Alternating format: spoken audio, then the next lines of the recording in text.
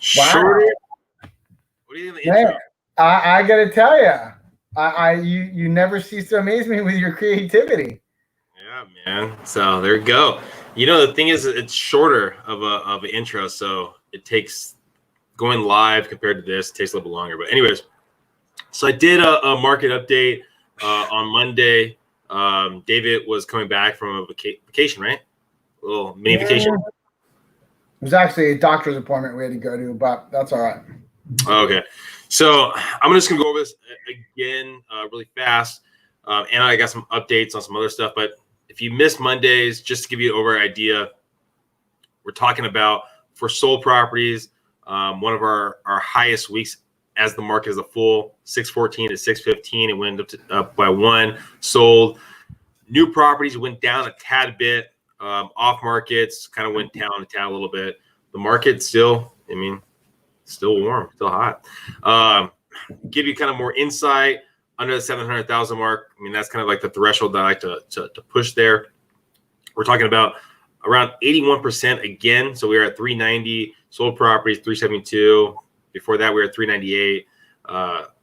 Properties are selling. We're 81% basically of what property go in the market are actually selling. So to give you kind of insight, but here's the fun one that I had to double check again.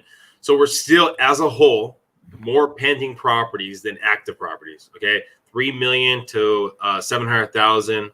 We have more actives there, yet the pendings, nothing drastic. So we're talking about, what is that, about 500.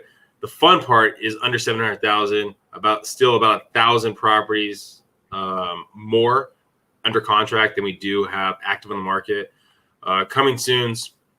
Again, if you're watching our last update, we currently have 186 coming soon properties. This is a fun new thing in the San Diego market where you have coming soons there. Sometimes they'll put them to platforms like Zillow and Trulia. Other times they'll just have them in the MLS. So if you're working with that trusted realtor, they'll give you access to these coming soons. 94 were put on the market since Monday.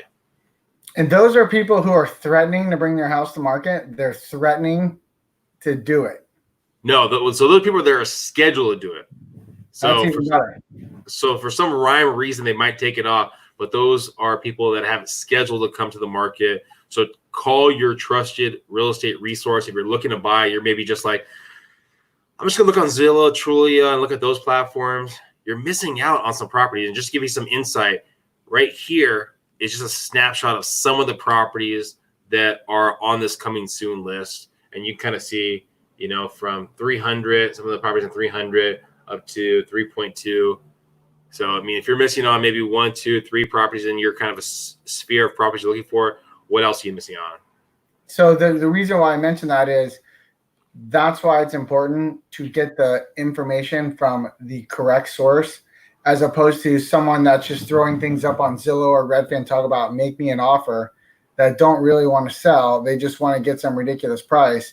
These are things that are people who are actually coming to market and things are going to happen. So that's important. That's something to know why you really want to call your trusted advisor on the real estate so that you get real data coming in. Exactly. So why don't you just jump into it about rates? How are rates looking right now? So once again, amazing week. So this week, your jumbos dropped down. The rates I locked in this week on jumbos were 3.125. Those were all people getting loan amounts over $1 million. Now, is there an APR on that? Let's say the APR is 3.25 just for purposes, but that's no points. That's par pricing, 3.125 on jumbos. Those are all loan amounts over $1 million, but anything in San Diego County that has a loan amount over 701 is considered a jumbo. So that in itself is amazing. The other thing that you may not have saw, but certain lenders are now starting to lessen their restrictions on FHA and VA. A lot of lenders, especially in the broker world, are still a lot more constrictive, still have a lot more overlays on their files because the file's being brokered, but the rates are still overall fantastic. You're still going to get a fantastic rate, dealing with a broker, a direct lender. if you go the traditional route of going to Wells Fargo, B of A, Chase, Citibank, yes, you may close in 60 days. Could take longer, but you're going to get a good interest rate. So the thing is you really want to watch right now. Every day, everyone is basically competing to go to the bottom and drive into oblivion. And what I mean by that is everyone's telling you something lower, lower, lower, cheaper, cheaper, cheaper. But that doesn't mean that loan is delivered, which means that doesn't mean that loan is actually closed. That's something to really remember. Don't get stuck in the bait and switch for something that sounds so amazing, and then your loan 60 days later never closed. Yeah, something to really think about is look at the person's reviews. If you maybe did get the bait and switch, write a review about if you were in escrow, someone was telling you something different, you didn't lock it in until it was too late. That's one thing.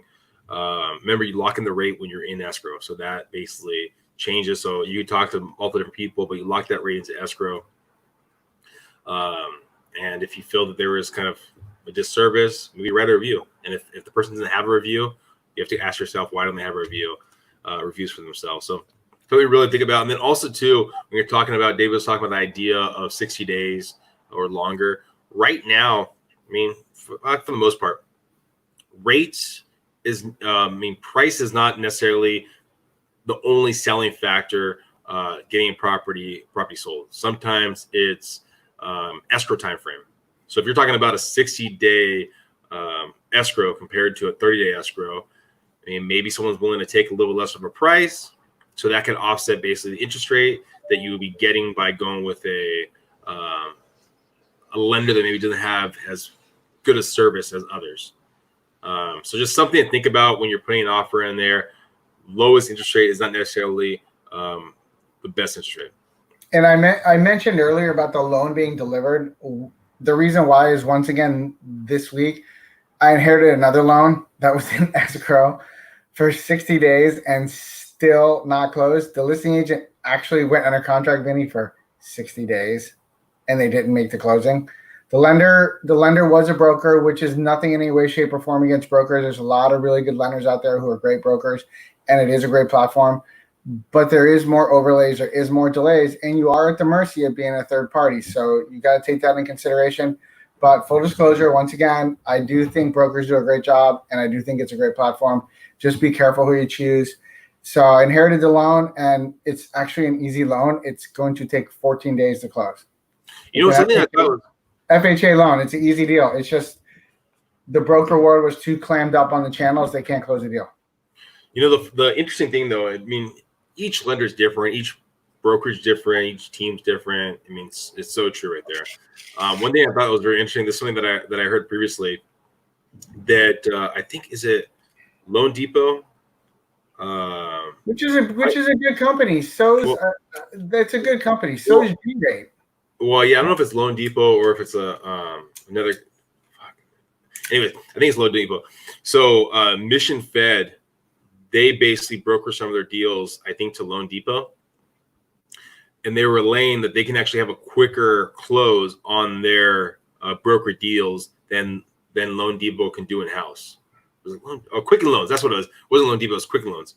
So they can actually, from what they relayed, is they can close them quicker by brokering it out than they can actually by doing it themselves. So I don't know. It really varies lender to lender. Or even, and when you're dealing with the brick and mortar companies, even originator to originator can make a massive amount of difference. So do the research, do the legwork, and see who you're working with. Because you have a lot of reviews, don't you? I probably 100 on Zillow, probably 100 on Yelp, probably 70 on Google. So that's a couple hundred. There we go. I'm not perfect. For the record, I do make mistakes, but I do own my mistakes, and I do answer my phone calls, and I take responsibility for everything, which is something a lot of lenders don't do. They just duck and hide like a turtle or an ostrich. Hope everyone has a great 4th of July. We're going to end this off with this outro that we're going to try.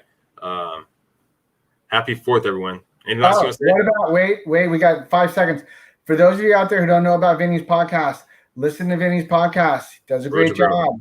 You want to be inspired. You want to be an entrepreneur. You want to know what it takes. Tune into Vinnie's podcast. Do the plug quick. Boom. Road to growth. Road to growth. Boom. Guys. All right, let's do this.